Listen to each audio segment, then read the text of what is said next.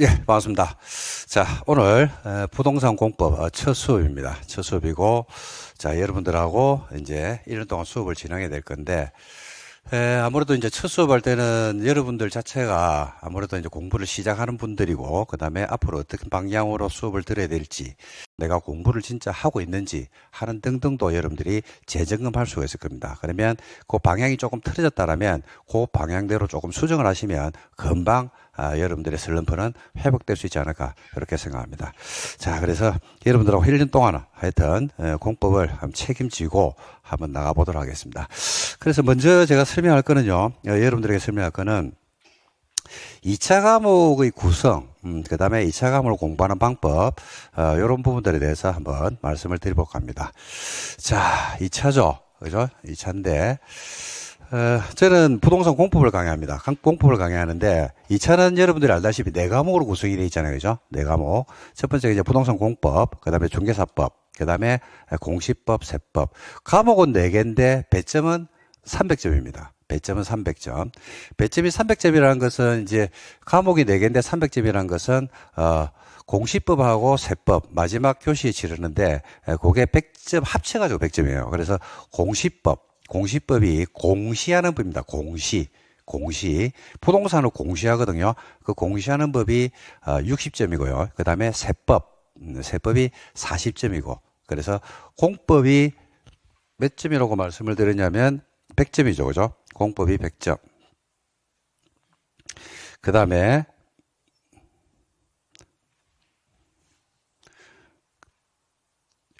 중개사법도 100점입니다.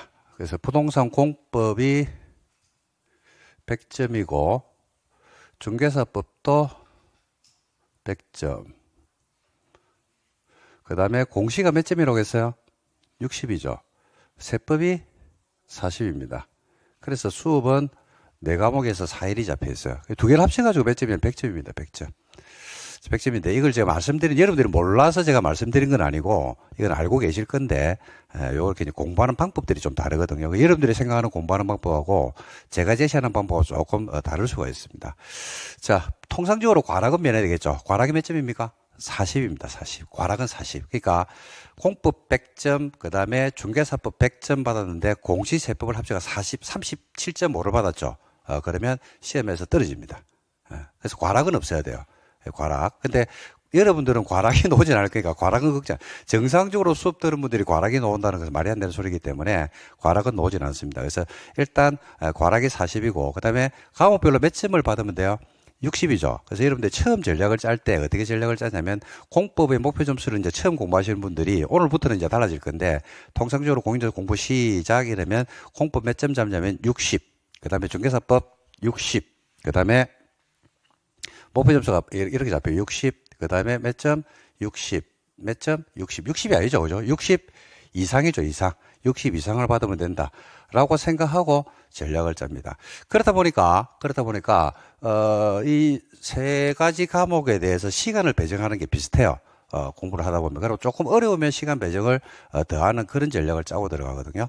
자, 그래서 이게 저는 잘못됐다고 생각하는 사람입니다. 이렇게 공부하시면 안 돼요. 이렇게 공부하시면 시험에 불합격할 확률이, 불합격하는 건 아닌데 불합격할 확률이 높고요. 그 다음에 공부할 때 스트레스가 장난 아닙니다. 어마무시한 스트레스가 올 겁니다. 아마 뭐 때문에 스트레스가 올 거냐면 야 때문에, 제가 강의하는 부동산 공부 때문에 아마 굉장한 스트레스가 아마 올 겁니다. 그래서 이런 전략은 저는 여러분들에게 말리고 싶습니다. 이런 전략을 짜시면 안 되고요. 우리가 치는 시험은 자격증 시험이거든요. 자격증 시험입니다. 자격증 시험. 자격증 시험은요, 뭐를 판단하냐면, 자격이 있느냐, 없느냐를 판단하는 시험이 자격증 시험이에요. 자격 유무를 판단하는 시험입니다. 몇 점을 넘기면 자격을 줘요? 60을 넘기면 줘요. 60이 안 되면 자격이 없다고 보는 거지. 국토교통부에서. 80이라. 그럼 자격이 우수해? 자, 60 받고 자격증을 땄거든요. 어떤 사람 80을 받았어요. 그럼 80 받은 사람이 그 자격이 우수합니까? 아니라니까요. 똑같다니까요. 우수한 사람을 뽑는 시험이 아니에요. 그러니까 우수한 사람을 뽑는 시험이 있죠. 그죠? 내일 뭐 좀 있으면 이제 수능이 치를 겁니다. 수능은 줄을 세우는 거예요. 1등부터 꼴등까지. 우수한 사람을 뽑는 시험이죠. 공무원 시험 마찬가지입니다. 고시 마찬가지입니다. 즉 상대평가 시험들은요 우수한 사람을 뽑는 시험이에요. 근데 우리 시험은 자격증 시험이기 때문에 자격 유무를 판단하는 시험입니다.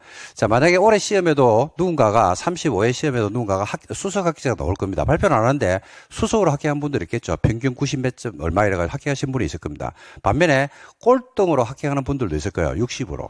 그죠? 근데 90 몇 점으로 수석 합격을 했다고 해서 중계를 잘하는 것은 아니죠. 그건 변론이죠. 그죠? 그러니까 작년에 꼴등으로 합격해서 현장에 있는 사람한테 가서 올해 수석으로 합격한 사람이 가서 뭐 해야 된다? 배워야 됩니다. 그래서 여러분들이 자격증 시험은 우수한 사람을 뽑는 시험이 아니고 자격 유무를 판단하는 시험이기 때문에 몇 점을 넘기면 되냐면 60을 넘기면 돼요. 평균 60을 넘기면 됩니다. 그죠? 그래서 우수한 사람이 되려고 처음에 제가 제시하고 싶은 방법은요.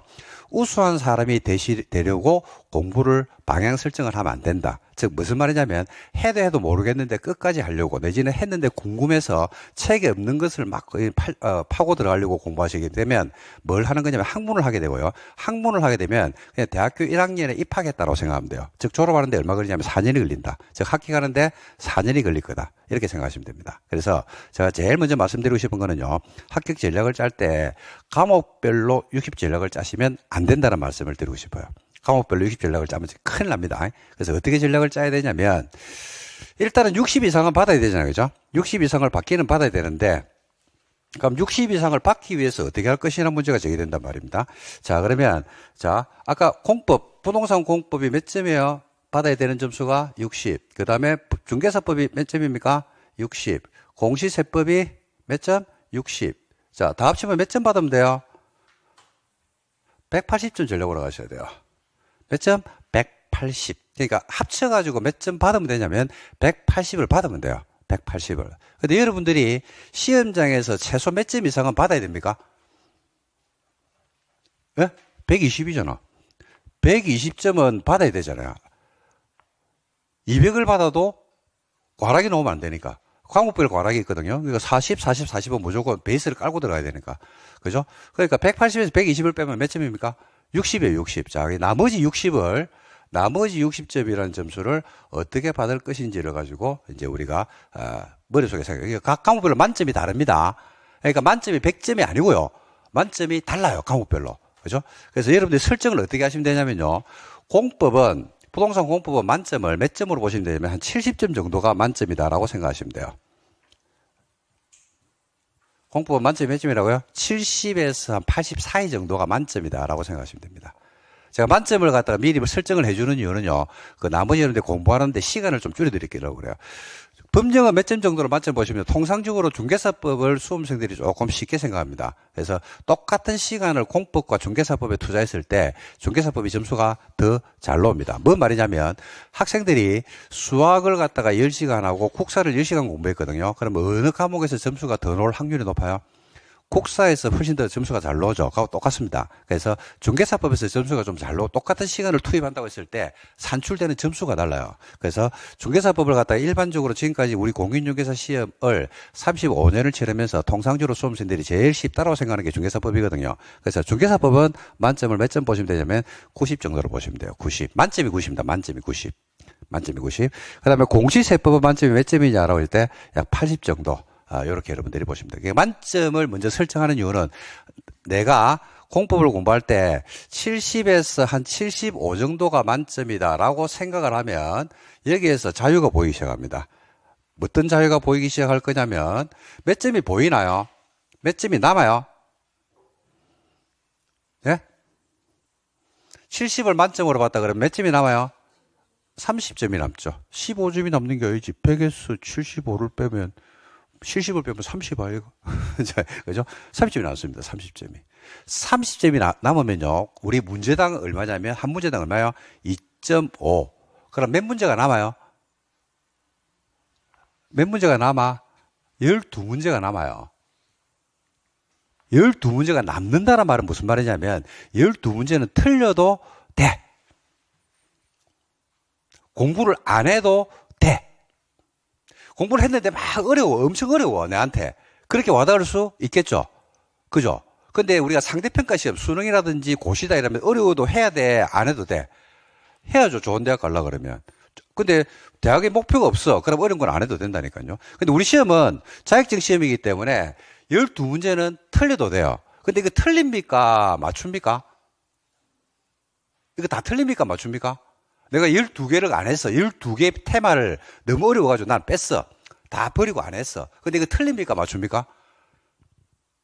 맞추잖아. 찍었어. 객관식이잖아. 우리 시험이. 3, 3, 3, 3, 3, 3, 3 찍으면 여기서 몇 개를 맞추냐면 3개를 맞춰요. 아, 확률적으로 그렇게 돼 있다니까. 확률적으로. 근데 공부를 엄청나게 했어. 12문제가 모르겠는데 공부를 엄청나게 했어. 시험장 가면 몇 개를 맞추겠습니까? 똑같거든요. 3개. 아니면 더 틀릴 수 있어요. 2개를 맞출 수도 있어. 그래서 양을 줄이셔야 돼요. 양을. 그러니까 기본서의 양을 줄이는 게 아니고 여러분들이 개인적으로 공부하는 양을 줄여 나가야 돼요. 그래서 버려야 될 것과 가져갈 것을 구분을 잘 하셔야 됩니다. 근데 그거는 누가 할 거냐면 강의하는 제가 해드릴 겁니다. 그거는. 제가 여러분들하고 수업하면서 오늘 끊임없이 말씀을 드리면서 해드릴 거거든요. 법률도 마찬가지입니다. 90점이 여러분들 만점이라고 제가 말씀드렸잖아요. 그죠? 그러면 여유점수가 몇 개가 나와요? 10점. 몇 문제? 4문제 정도 여유점수가 있거든요. 근데 진짜 하다 보면 어려운 것들이 있는데 오늘 안 해도 돼요. 근데 법령은 버릴 만큼의 엄청 어려운 문제라든지 그런 것들은 어려운 파트나 그런 것들은 제가 알기로는 별로 없는 걸 알고 있습니다. 마찬가지로 공시세법도 8점이 만점이니까 몇 점을 받으면 되냐면 20점을 버려도 되고요. 문제로 따지면 8문제, 8테마는 버리고 가셔도 아무 상관없습니다. 버렸는데 시험에 안 나왔어. 공부를 안 했는데 시험에 안 나왔어. 그러면 잘한 거고. 버렸는데 시험에 나왔어. 그러면 찍으면 되는 거고.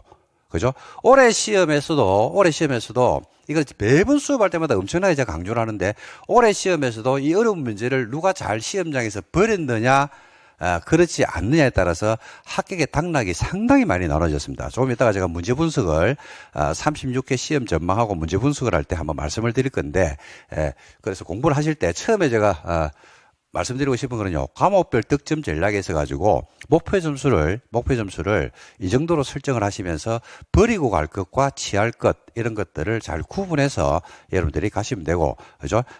그거는 수업할 때 전달이 되겠습니다. 그게 뭔 말이냐면 수업에서 안 했잖아. 근데 그걸 여러분들이 찾아서 공부할 필요는 없다는 말씀을 드리고 싶습니다. 그래서 그걸 잘 버리시고 가셔야 됩니다. 그래서 득점 전략을 전체 몇 점입니까? 180입니다. 180. 요 전략을 짜고 여러분들이 가시면 되지 않을까. 그래서 180에서 빼나가는 겁니다. 예를 들어서 한번 해볼게요. 중개사법에서 몇 점을 받았어요. 만약에 공부를 해가지고 목표 점수를 90이 만점인데 만점은 오지는 않을 수 있습니다. 그죠? 그러면 중개사법을 공부를 많이 했어. 많이 해가지고 80점을 받았어요. 80점을. 그러면 나머지 지금 2과목에서 몇 점을 받으면 돼요? 몇 점 남았어요? 180 이상을 받으면 되니까 100점 남았잖아. 100점. 100점 이상만 받으면 되잖아요. 중개사법에서 80을 받았으니까. 그죠? 근데 공법이 여기에서 40점이 나왔어요. 그러니까 딱 과락 면할 만큼 했단 이야기지. 그죠? 그럼 몇 점 남았어요? 60. 즉 공시세법에서 몇 점 이상 받으면 돼요? 60 이상 받으면 합격을 한다 이 말입니다. 뭔 말이냐면 공법이 시험장에서 과락 같은 느낌이 들 수도 있어 없어요? 있죠. 공부를 갖다 공부 별로 안 했어. 아주 기운밖에 안 했어. 그렇다고 실망할 이유가 없단 말입니다. 그것 때문에 집에 가는 분들 많습니다. 그러고 나서 시험 떨어질 것 같아 라고 해가지고 333 찍는 분도 많은데 그러면 안 돼요. 그래서 우리가 중개사법에서 80 이상을 받으면 이런 점수 전략이 가능할 수도 있다 이 말입니다. 그리고 시험 문제는요. 지금까지 시험 문제는 6과목이 전부 다가 어렵게 나오는 적은 지금까지 딱 한 번 있었습니다. 딱 한 번. 그게 언제냐면 옛날에 2004년에 치렀던 15회 시험이 있었는데 그때 전국 합격률이 1%가 나왔어요. 1%가 나와가지고 제시를 치렀습니다. 시험을 한 번 더 쳤어요. 출제 오류가 나가지고 그때 공유자분들이 막 데모하고 막 그런 적이 있었거든요. 그래가지고 15-1에 이래가지고 초유의 사태가 발생했는데 봄에 공인중개 시험을 한 번 더 치렀습니다. 그 이후부터는 6과목 전체를 어렵게 낸 적은 단 한 번도 없습니다. 민법을 어렵게 내면 개론을 쉽게, 개론을 어렵게 내면 민법을 쉽게, 아니면 둘 다 쉽게, 둘 다 어렵게 놓은 적은 별로 없어요. 2차도 마찬가지입니다. 공법을 어렵게 내면 어떤 다른 과목 세법이나 공시를 쉽게 이런 식으로 해서 아니면 법령을 좀 쉽게 냈다, 어렵게 냈다 되겠다라고 하면 공법을 쉽게 이런 식으로 해서 문제를 교차 출제를 하고 있기 때문에 크게 그러니까 내가 원래 받을 점수보다도 그 어떤 문제가 쉽게 나오면 조금 점수를 더 받을 수도 있다라는 말씀을 드리고 싶습니다. 그래서 여러분들이 득점 전략을 짤 때 점수별 전략을 이렇게 좀 짜고 들어가면 좋지 않을까 이렇게 생각합니다. 그다음에 이제 세 번째는 어디에 중점을 두고 이제 공부를 해야 되느냐라는 이야기인데, 자 여기에 대해서 말씀드려볼게요. 좀 전에 우리 시험 과목이 뭐가 있다고 했습니까? 부동산. 첫 번째가 뭐야? 첫 번째가 부동산 공법이죠, 그죠? 제가 공법을 강의하고 공법부터 쓸게요. 부동산 공법. 그 다음에 뭐야? 중개사법이죠. 공인중개사 법령 이랍니다. 그 다음에 공시법입니다. 공시법은 여러분 등기법하고 지적법으로 구성이 되어 있거든요. 그 다음에 또 하나가 이제 뭐야? 세법입니다. 여기 이제 2차 과목이 4과목이에요. 4과목. 1차는 뭐 민법이 있고 개론이 있는 건 아실 겁니다. 공통점이 뭐야, 여러분들? 공통점. 그죠? 공통점은 다 끝이 뭐로 끝난다? 법으로 끝난다. 법. 어려울까요? 쉬울까요? 여러분들 이제 지금 이제 공부를 시작하게 되면 처음 하시는 거잖아요. 그죠? 사회가 아닙니다. 사회 과목이 아니고 법. 그러니까 내용 자체가 처음에 공부할 때 어렵겠습니까? 그냥 뭐 만만하겠습니까? 할만하겠습니까? 어렵죠.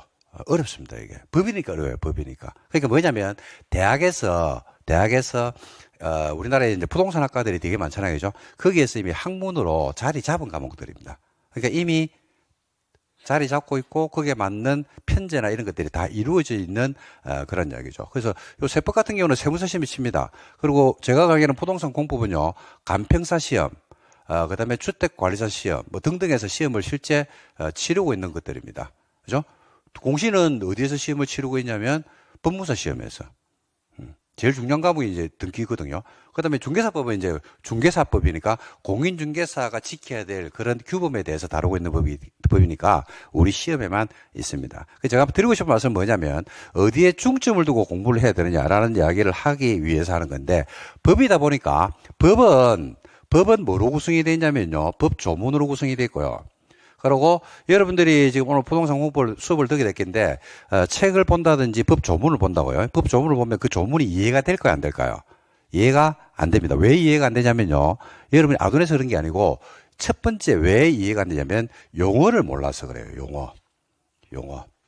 여러분 혹시 처음 공부하신 분들이 대부분인데 지구 단위 계획이란 말 들어보셨나요? 성장 관리 계획이란 말 들어보셨나요? 그렇죠? 처음 들어보죠, 그죠? 그러니까 그런 용어들을 모른다고. 우리가 어떤 직업을 선택하든지 어디에 내지는 취직을 하든지 했을 때 어디를 가더라도 거기에서만 쓰는 용어들이 있죠. 요즘 공사 현장에 가면 내국인들이 없대요. 한국 사람들이 별로 없고 전부 다 뭐라고 해야 합니까? 외국인 근로자들이 많대요. 그래서 거기서 공사 현장에서 쓰는 용어들이 있다 보니까 그 용어를 갖다 각국 언어로 해가지고 써놔놓고 그 다음에 지시를 한답니다. 그렇다 보니까 외국인 근로자들이 왔을 때 그들은 힘은 센데 소통이 돼야 안 돼요? 안 되죠. 그죠? 삽 가져와라 이러니까 삽을 가져오는 게 아니고 꽃갱이를 가져온다든지. 그죠? 꽃갱이 가져와라 이랬는데 꽃갱이를 안 가지고 삽을 가져온다든지. 용어를 모르니까. 그래서 제일 중요한 거는요, 무엇을 할 때 가장 중요한 거는 용어입니다, 용어. 이거는 뭐 굳이 공부가 아니라 하더라도 용어에 대한 이해가 제일 중요해요. 특히 여러분들은 뭐를 치르냐면 시험을 치러야 돼요. 그 시험을 어떻게 치르냐면요, 자 앉아가지고 지구 단위에서 말씀해 보세요라고 해서 제가 듣고 점수를 주는 게 아니고 누구하고 시험을 치르냐면 시험지하고 여러분하고 둘이 딱 앉아 있는 거예요. 그죠? 그러니까 예를 들어서 말로 하는 게 아니란 말입니다. 그러니까 시험지에서 그게 맞는 5개 지문 중에서 뭘 찾으셔야 되면 득점을 해서 정답을 찾아가지고 득점을 하셔야 되거든요. 그러다 그러면 문제에 대한 뭐가 필요하냐면 해석을 해야 돼요. 해석. 주어진 시간이 몇 분입니까? 1분이죠. 그러니까 예를 들어서 지구 단위 계획에 대한 설명이다. 틀린 것을 골라라. 내지는 성장 관리 계획 구역에 대한 설명이다. 틀린 것을 골라라. 옳은 것을 골라라. 라는 제시어가 들어왔을 때 그 용어가 무엇을 물어보려고 하는지 또는 그 용어가 주로 어떤 문제를 시험에서 주로 다루고자 하는지라는 것들이 충분히 연습되어 있는 분들은 답을 빨리 찾아갈 수 있는데 지구 단위 계획이란 말 자체가 아직까지도 내한테 익숙하지 않고 그렇게 되면 그 문제를 푸는 거는 거의 다 힘들다고 보셔야 되겠죠. 그죠? 그래서 제일 중요한 거는 용어입니다. 제가 뭔 말이냐면요. 여러분들이 오늘부터 해서 수업을 쭉 이렇게 6과목을 진행을 할 건데 시험에 뭐 나올 건데 이런 거 궁금해 하시면 안 돼요. 시험에 뭐 나오는 게 궁금한 게 아니고 내가 살면서 이런 말도 현장에서 쓰이고 있구나라는 새로운 용어들이 나오면 그런 용어들을 여러분들이 메모지에 메모를 하든지 해가지고 자꾸 중얼거리는 거. 그게 저는 제일 첫 번째 출발점이 아니냐. 그리고 그게 되면 용어가 되면요. 60이기 때문에 용어가 딱 되는 순간에 그냥 합격했다고 생각하시면 됩니다. 합격했다라고 생각하시면 되기 때문에 용어의 중요성에 대해서 이거는 말로 표현할 수가 없거든요. 그래서 여러분들이 용어를 먼저 익히는 쪽으로 항상 공부에 초점을 맞추셔야 됩니다. 그래서 통상적으로 이제 공부를 좀 하시는 분들은 처음에 시작하자마자 시험에 뭐가 나오는데 이런 것들을 굉장히 궁금해하는데 그래봐야 아무 소용 없습니다. 시험은 언제 치를 거냐면요. 내년 10월 25일 10월 마지막 주 토요일 날 시험이 치러질 거기 때문에 그 전에 시험 문제에 대한 우리가 내용이라든지 이런 것들의 파악은 지금 할 필요는 없다는 이야기죠. 거기에 모든 시계바늘을 어디에 맞추셔야 되냐면 10월 25일 날짜는 정해져 있거든요. 그 날짜에 맞춰서 여러분들이 공부를 하셔야 됩니다. 그래서 첫 출발지가 용어를 익히는 쪽에다가 먼저 방향을 맞춘다 그러면 저는 굉장히 좋은 방향 설정을 하지 않았느냐라는 말씀을 드리고 싶습니다. 그래서 용어의 정확한 이해 이게 시험에서는 가장 관건입니다. 그래서 여러분들이 공법뿐만 아니라 세법, 그 다음에 공시법, 그 다음에 중개사법 이런 것들을 보시면서 용어를 먼저 익히는 쪽으로 가셔야 되고 저도 수업을 할 때 11월, 12월 우리가 기본 강의 수업에서는 용어를 먼저 이해시키는 쪽에다가 항상 초점을 맞추도록 하겠습니다. 또 때로는 여러분들이 알고 있는 용어들이 나옵니다. 우리 부동산 공부에서는 재개발이나 재건축 이런 등등 여러분들이 알고 있는 국민주택이 뭔지 하는 등등에 대한 개념들이 나올 때는 또 알고 있는 거기 때문에 또 괜찮을 겁니다. 그래서 용어를 먼저 익히는 쪽에다가 초점 맞추는 공부를 하시면 좋지 않을까 생각합니다. 그 다음에 이제 다섯 번째로 또 말씀드리고 싶은 거는요. 복습을 해야 되는데 모든 과목을 복습하면 제일 좋죠. 모든 과목을 복습하면 제일 좋은데 모든 과목을 복습하기가 그거는 불가능합니다. 불가능. 그래서 이제 수업은 다 들으셔야 돼요. 수업은 듣고 되도록이면 어디에서 해결하냐면 수업 시간에 자꾸 기동량으로 듣고 여러분 돌아서면 뭐합니까? 잊어먹죠. 그러니까 뭐 하시면 되냐면요. 듣고 그 다음에 주특기 살리고 듣고 주특기 살리고 듣고 주특기 살리고 그러니까 듣고 잊어먹고 하면 돼요. 근데 전체 6과목을 듣고 잊어먹고 하면 안 되잖아요. 그죠? 그러면 그 중에서 일부 과목들은 복습을 해야 된단 말입니다. 자, 요걸 말씀드리는 게 잘 들어봐요. 이거는 이제 다른데 동차를 하시는 분들이 있을 겁니다. 1차, 2차를 하시는 분들. 1차, 2차를 하시는 분들은 어디 복습은 집에 가서 복습은 뭘 하셔야냐면 1차를 하셔야 돼요. 1차. 그러니까 오늘 공법 수업을 들었잖아. 그죠? 근데 집에 가서 공부를, 나머지 시간에 있어서 공부를 할 수 있어 없어요? 있죠? 그러면 집에서 공부할 때는 뭘 공부하셔야냐면 1차로 공부하셔야 됩니다. 공부하시면 안 돼요. 공부하시면 안 되고 1차로 공부하셔야 돼요.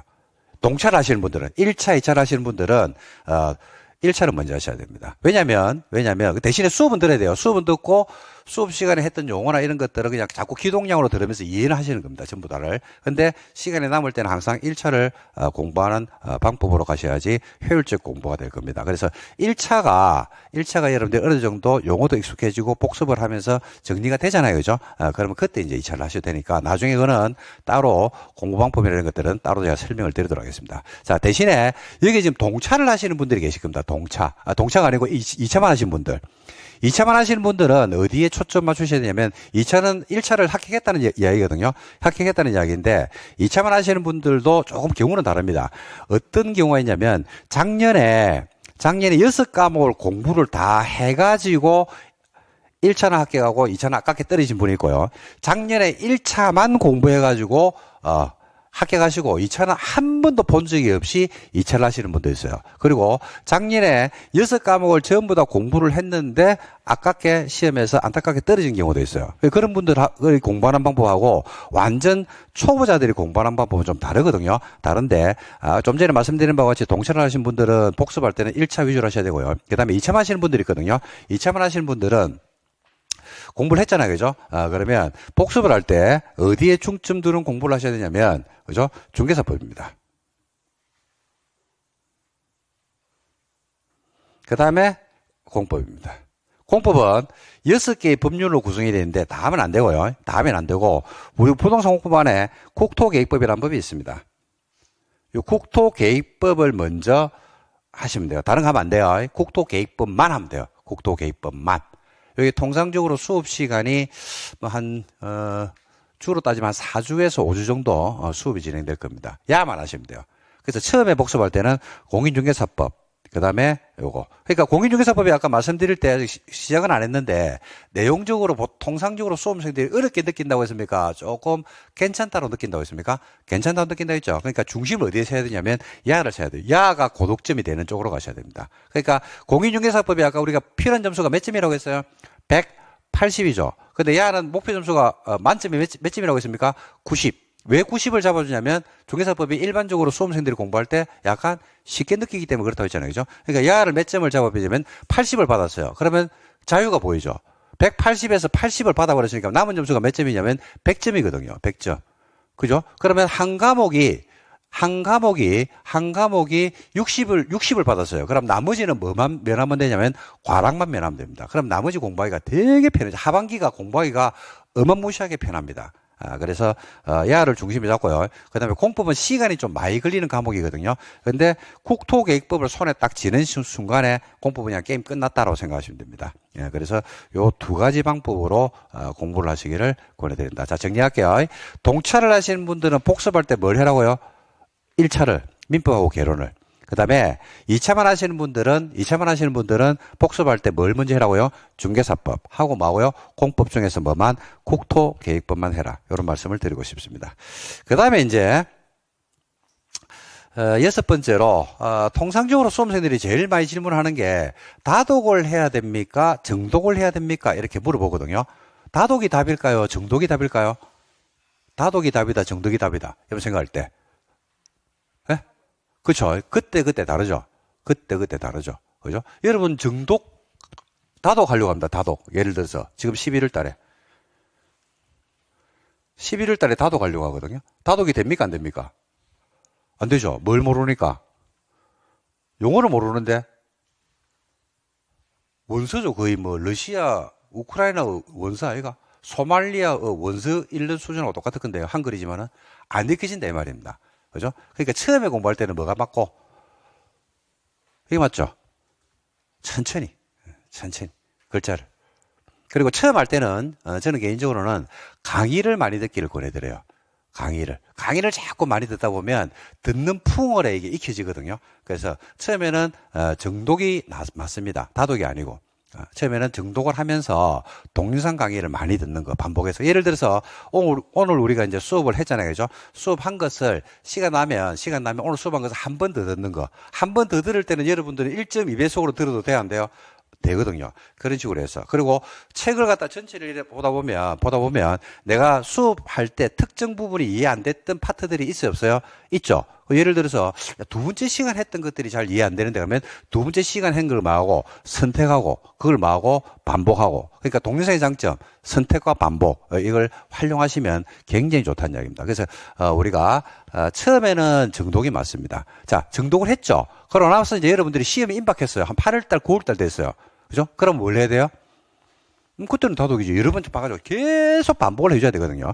그래서 그때는 맞습니다. 그래서 정독이 맞느냐, 다독이 맞느냐, 요거는 처음부터 논쟁거리가 안 되는 겁니다. 내 상황에 따라서 달라지는 겁니다. 내가 처음 공부하는 입장이면 여러분 알다시피 다독을 하고 싶어도 다독을 할 수가 없잖아요. 그죠?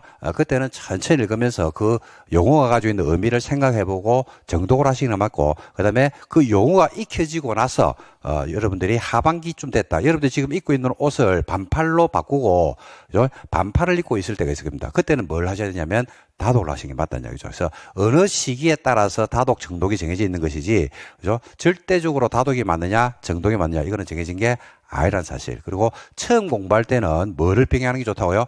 동영상을 병행하면서 계속 들어주는 게 훨씬 더 효율적인 공부가 된다라는 말씀을 드리고 싶습니다. 그리고 동영상 강의를 여러분들 들으실 때는요, 아까 복습을 어디에 초점을 맞춰라고 했는데 예습을 좀 하시면 너무 좋아요. 예습. 그 예습이 뭐냐면 24년 강의를 24년도 했던 강의를 오픈을 해드릴 겁니다. 그죠? 우리 랜단에서 최초로 이제 하는 건데, 24년 강의를 오픈을 해드릴 거거든요. 그러면, 예를 들어서 오늘 제가 첫날 수업하는 거 있잖아요. 그죠? 그럼 24년도에도 OT 했겠어, 안 했겠어? 했겠죠. 24년도에도 여러분들이 오늘 첫 진도 나가는 것만큼 나갔겠어요, 안 나갔겠어요?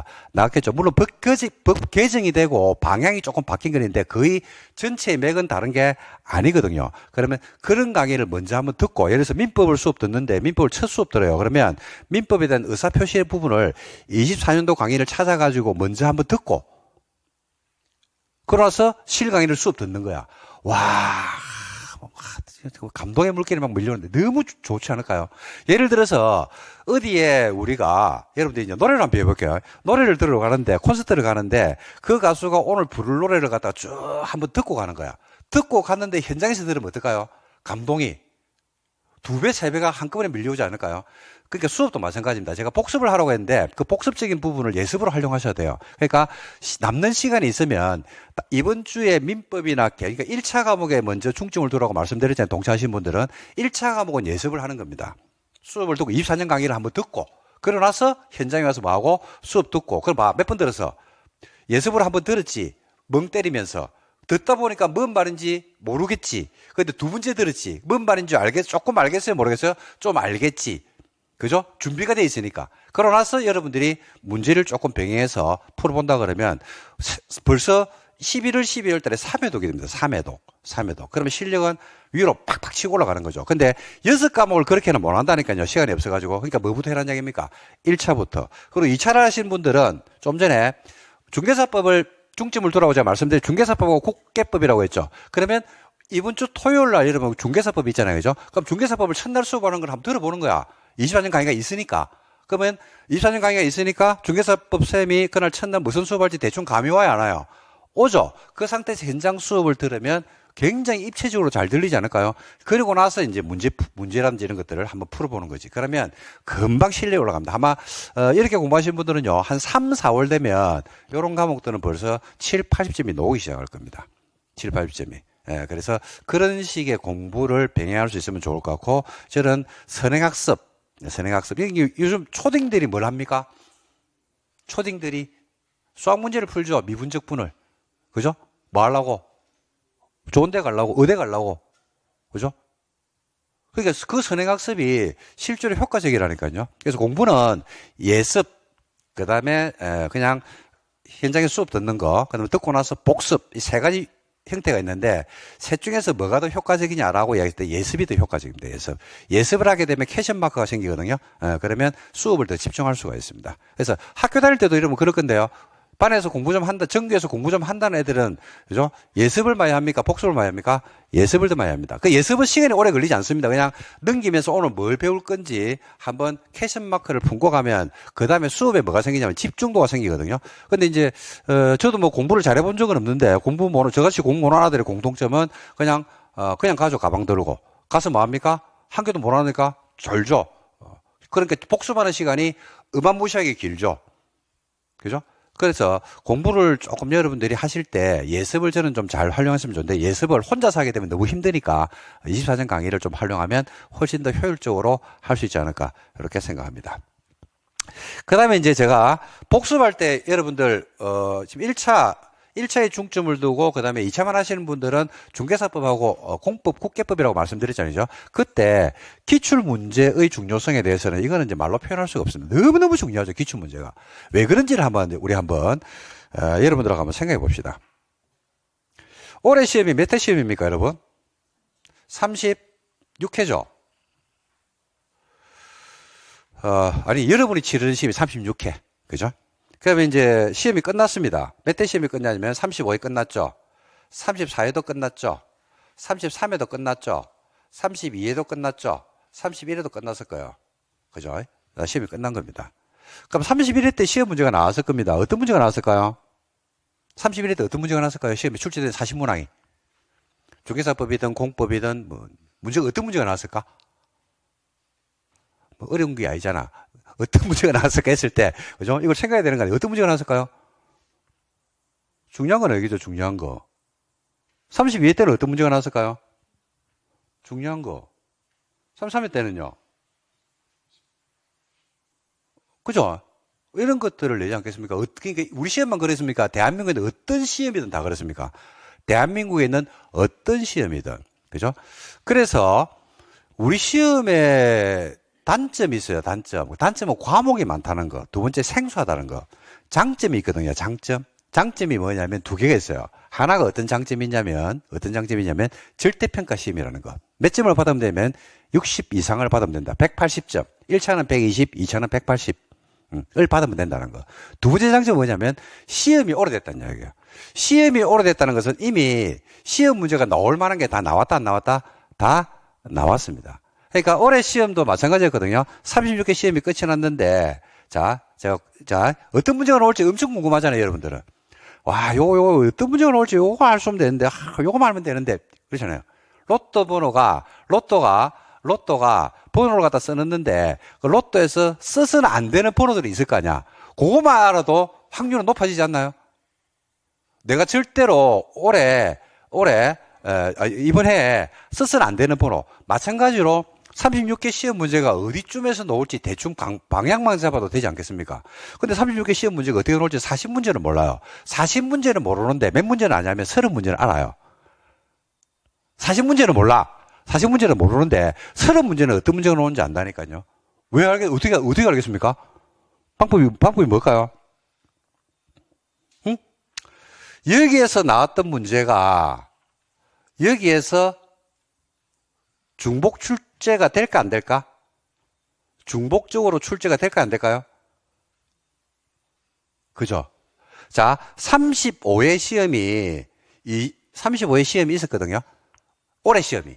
올해 시험이 있었는데 올해 시험 중에서 좀 이따 문제 분석을 한번 해줄 건데 30회부터 해가지고 나왔던 5년간의 기출 문제가 여기에 중복 출제가 됐을까 안 됐을까? 됐죠. 몇 프로? 75% 정도. 어떤 시험이든지요, 70에서 75%는요, 항상 그전에 나왔던 기출문제가 중복 출제가 됩니다. 거의 5년을 잡으면 돼요. 근데 우리는 이 정도만 알아도 충분히 합격하지 않습니까? 그죠? 그래서 기출문제를 여러분들이 계속 보셔야 돼요. 기출문제를 계속 보라고 하니까 여기서 오해가 생기는데, 어떤 오해가 생기냐면 기출문제를 여러 번 보는 거야. 그러다 보니까 이제 나중에 어떤 이야기를 하냐면 9월 달에 기출문제를 풀었는데 90점이 나와요. 라는데 그 90점이 본인 실력입니까? 외워서 그런 겁니까? 외워서. 그 기출문제를 계속 봐라는 거는요, 그 패턴. 예를 들어서 동일한 문제가 올해는 34회 때는 옳은 것은 이랬다가 그 동일한 패턴의 문제가 그 다음에는 틀린 것으로 나올 수가 있어요, 없어요? 있거든요. 그 문제 패턴과 출제자의 의도를 계속 분석하면서 가셔야 돼요. 그래서 여러분들이 문제를 푸실 때는 항상 기출 문제 중심으로 공부를 하셔야 되고, 그거 역시 마찬가지로 교수님들이 수업할 때 충분히 이런 문제가 어떻게 출제되고 하는 것들은 수업 중간중간에 계속 방향 설정을 해드릴 겁니다. 그러니까 우리가 이제 수업을 듣는 목적은요, 그 방향을 처음 공부하는 내지는 작년에 안타깝게 실패했던 여러분들이 혼자 방향을 잡기 힘들기 때문에 과목별 전문가들과 같이 호흡을 맞추면서 가는 게 아니냐, 이렇게 생각을 합니다. 자, 그래서 기출 문제를 항상 병행하는 거, 이걸 여러분들한테 꼭 말씀을 드리시고요. 마지막으로 시험은 좀 이따도 말씀드릴 건데 상중하의 난이도가 있습니다. 상중하의 난이도가 있는데 시험은 중하 정도의 문제를 맞추면 된다고 이야기하거든요. 이건 제가 지금 여러분들이 이 말에 대한 공감을 얼마나 할지는 제가 잘 모르겠는데, 자, 이런 예를 한번 들어볼게요. 우리 시험은 여러분들 몇 점 이상 받으면 된다고 제가 말씀드렸어요. 60 이상을 받으면 되잖아요. 60 이상. 그래서 총점 1차는 몇 점? 120. 그 다음에 2차는 180을 받으면 됩니다. 180을. 그래서 8월달 정도가 되거든요. 8월 달 정도가 되면 시험이 2달 남습니다. 그리고 8월 중순에 8월 보통 15일 광복절 한 주 정도 우리가 앞주에 뭘 쓰냐면요. 원서를 쓰거든요. 원서. 시험 원서를 씁니다. 그러면 이제 시험이 한 2달 정도 남거든요. 2달하고 조금 넘게 남단 말입니다. 자, 그러면 이제 그 이후에 이제 공부를 하는 건데, 공부를 할 때 어떻게 이제 공부를 하라고 제가 말씀을 드리냐면 여러분들한테 우리가 지금부터 해가지고 8월 달까지 공부법 하고요. 8월 달부터 해가지고 10월 시험일까지 공부하는 게 다르거든요. 자, 처음에는 뭐 중심 공부를 하셔야 되냐면, 처음에는 뭐 중심 공부를 하셔야 돼요? 처음에는? 모르는 거죠? 모르는 거. 처음에는 아무것도 모르기 때문에 지금 아까 말씀드렸다시피 용어를 익히셔야 됩니다. 그죠? 그리고 한 경기씩 이제 앞서 나간단 말입니다.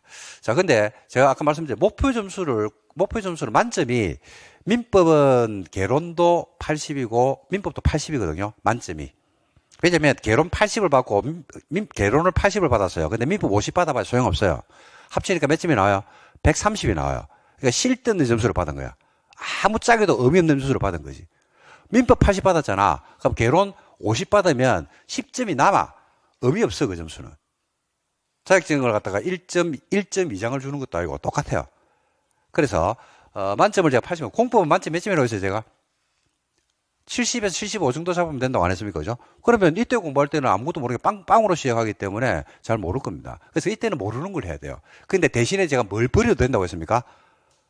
어려운 걸 버려도 된다고 했죠. 어려운 건 안 해도 된다고 했잖아요. 그죠? 자, 그래서 공부를 할 때 우리의 합격의 당락을 쥐고 있는 거는요. 자, 제가 할게요. 모의고사를 치르고 막 이렇게 한단 말입니다. 하는데 모르는 걸 이때는 공부를 해야 돼요. 근데 이제 시험 마지막 정리할 때 됐죠. 그죠? 그러면 8월 달에 모르는 것은 시험장에도 모릅니다. 버리셔야 되겠죠? 그죠? 그러니까 시험일까지 공부하는 방법은 모르는 걸 공부해야 됩니까? 아니면 실수하는 걸 공부해야 돼요? 실수하는 거. 그래서 시험의 당락은 뭐 가지고 있냐면요. 모르는 걸 알아가지고 맞추는 합격하는 시험이 아니고 뭐를 줄이는 쪽으로 한다? 실수를 줄여야 돼요. 실수. 예를 들어서 올해 24년도 35회 시험에 아깝게 50 몇 점으로 떨어진 분들이 어마무시하게 많을 겁니다. 그분들이 다시 재도전하시거든요. 그분들은 뭐만 줄이면 되냐면요. 실수를 줄이면 돼요. 실수. 그래서 시험장에서 실력이 없어서 떨어진 게 아니고 실수를 많이 해서 틀렸을 겁니다. 실수를 많이 해서. 근데 그 실수를 많이 할 수밖에 없는 상황이라든지 아니면 문제를 접근했을 때 아마 그 문제에 대해서 대응하는 어떤 느낌 이런 것들이 조금은 다르게 와닿아서 그렇지 않으니까 그거에 대한 거는 좀 이따 제가 말씀을 드릴 건데 실수를 줄이는 쪽으로 가셔야 됩니다. 실수를 줄이려고 그러면 어떻게 돼요? 실수를 줄이려고 그러면 어떻게 됩니까? 실수를 줄이려고 그러면 우리가 누구든지 실수를 하잖아요. 그죠? 근데 실수를 누가 많이 하죠? 어떤 일을 시켰다. 그죠? 어떤 행위를 한다. 공부를 한다. 뭘 한다 했을 때 실수를 누가 많이 하죠? 초보자들이 많이 하지 않나? 초보자들이. 예를 들어서 여러분들이 여기에서 한 번도 가본 적이 없는 내지는 내비를 켜서 가는 서울역까지 간다고 할게요. 근데 내비 없이 서울역까지 가야 돼. 그러면 실수할 수 있죠. 좌회전해야 되는데 우회전하고. 그죠? 하는 등등의 실수를 할 수 있으니까 시간이 많이 걸리잖아. 그러면 여기서부터 서울역까지 가는데 실수를 줄이는 방법이 뭐밖에 없어요? 반복이죠. 뭐 여러 번 왔다 갔다 매 왔다 갔다 하는 거지. 그러면 그다음부터는 뭐 그냥 웬만하면 그죠? 최단 거리까지 골목길까지 다 알 수 있잖아요. 그죠? 그 실수를 줄이는 방법 하나밖에 없어요. 뭡니까 그게? 반복입니다. 반복. 명심하셔야 됩니다. 반복. 자, 정리할게요. 뭘 반복해야 돼? 모르는 걸 반복해야 돼? 그죠? 실수로 틀리는 걸 반복해야 돼요. 계속. 실수로 틀리는 걸 반복하라고 했잖아요. 그죠? 실수 틀리는 거. 자, 그러면 각 과목별로 목표 점수가 있어, 없어? 있죠? 그럼 어려운 거는 뭐하고? 어려운 거는 버리고. 할 만한 것 중에서 할 만한 것 중에서 실수로 자꾸 틀린 것들이거든요. 그런 부분을 표시를 잘했다가 계속 반복하게 되면 추출해내는 겁니다. 추출. 그러니까 봐요. 책 안에, 요 안에 전체 내용이 있다니까. 전체 내용이 있으면 공부를 하다 보면 개인적으로 좀 다른데 상이 있어요, 없어요? 중이 있어요, 없어요? 하가 있죠? 그죠? 상은 뭐라고 해서 내가? 버리라고 했잖아. 버려야 된다니까, 이걸. 그러면 하는 뭐냐면요. 어떻게 문제가 나도 맞추는 게 하예요. 그 누구나 맞춘다고. 야가 몇 점을 구성하는지 아십니까? 시험에서. 이게 과락이에요, 이게 과락. 과락이라는 거는요, 하를 맞출 실력도 안 되는 거야. 그러니까 니는 자격이 없어. 그러니까 자격을 안 주는 거예요. 민법 100점, 민법이고 공법 100점, 법령 100점 받았다 하더라도 공시세법에서 과락이 나오면. 그러니까 시험에 당락은 누가 가지고 있냐면 야가 가지고 있어요, 야가. 야. 특히 중 안에서도 중하의 문제를 맞추면 돼요. 중상까지는 다 틀려도 되거나, 다 못 틀려, 그거. 어떻게 틀리노, 그걸 갖다 객관식인데, 3, 4, 4 맞추고. 그리고 지금은요, 모르는데, 이 시험이 희한한 게, 1년을 갖다가 학원에 와가지고, 내지는 동상 틀어놓고, 시작 이러면 자죠. 수업 끝 이라면 푹 자가지고 숙면을 취합니다. 집에 가면 잠이 안 온단 말입니다. 가죠. 1년을 갖다가 학원에 와서 자고, 동상 틀어놓고 자고, 그 다음에 시험장 가잖아. 그래도 뭐를 맞추냐면요. 답을 맞출 수 있는 게 왜 그러냐면, 처음에 공부할 때는 무슨 말인지는 모르거든요. 근데 시험에 임박하면요. 모르는 문제가 나왔어. 근데 희한한 게 뭐냐면, 답은 몰라. 답은 모른다니까. 근데 답이 아닌 걸 알아요. 희한한 게. 그게 기동량이거든. 자꾸 듣다 보니까 1번하고 3번은 말이 안 돼. 그러니까 답은 내 눈에 답은 몇 번을 보냐면 2번, 4번, 5번으로 보이는 거야. 그러니까 확률이 뭐냐면 5분의 1 확률이 아니다 이 말입니다. 어려운 문제도. 확률이 얼마로 바뀌냐면 3분의 1 내지는 2분의 1, 2번 내지는 4번 아니면 1번, 2번, 3번으로 내 눈에 답이 보인단 말입니다. 확률이 5분의 1이 아니라는 사실을 꼭 기억하셔야 돼요. 그래서 여러분들이 알고 득점하는 거는 중하 이하까지만 득점하시면 돼요. 그 나머지는 찍으면 그 중에서 약 3분의 1 정도를 맞추게 되어 있습니다.